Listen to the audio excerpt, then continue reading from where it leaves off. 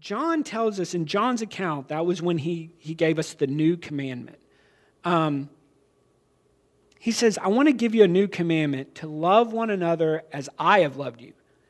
Why does he say it's a new commandment? Loving each other has always been a thing. He even talks about it when earlier, I don't have the exact chronology of it, but somebody comes up to him and says, Jesus, what are the greatest commandments? What's the greatest commandment? And he's like, love God and love others. And the entire law is summed up in that.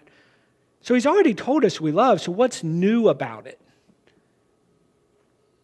And so for me, when I read it, it's not just love them, but love them like I have loved you. So you got to start asking the question, well, how did Jesus demonstrate this love? And he did it through two ways. He did it through service, as he washed your feet, and he did it through his sacrifice. So the new commandment for all of us is that we are to love all people through our service to them and through the sacrifice and pain we're willing to undergo for their benefit, not for ours.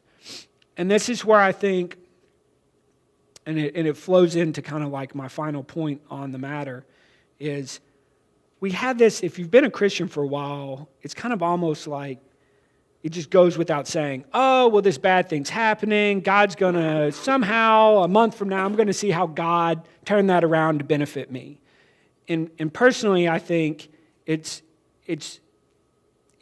correct, but it's tainted with our egocentric, fallen self. We think our pain has to come back and benefit us. And I think that's a miss. Jesus' pain, everything he went for was not for him necessarily, it was for the benefit of others. And I think for us, when you undergo pain and you think God's going to work this all out for the good may be for somebody else. And if you think about this, I'll tell you one of the darkest, worst times in our life, one of the worst pains we had is when we lost Grace, which was our third child. And I don't know how that's come back to help us, but I've talked to a lot of people that have lost kids and have had, that pain. And my pain was an emotional connection point with them to where I could help them go through the healing process.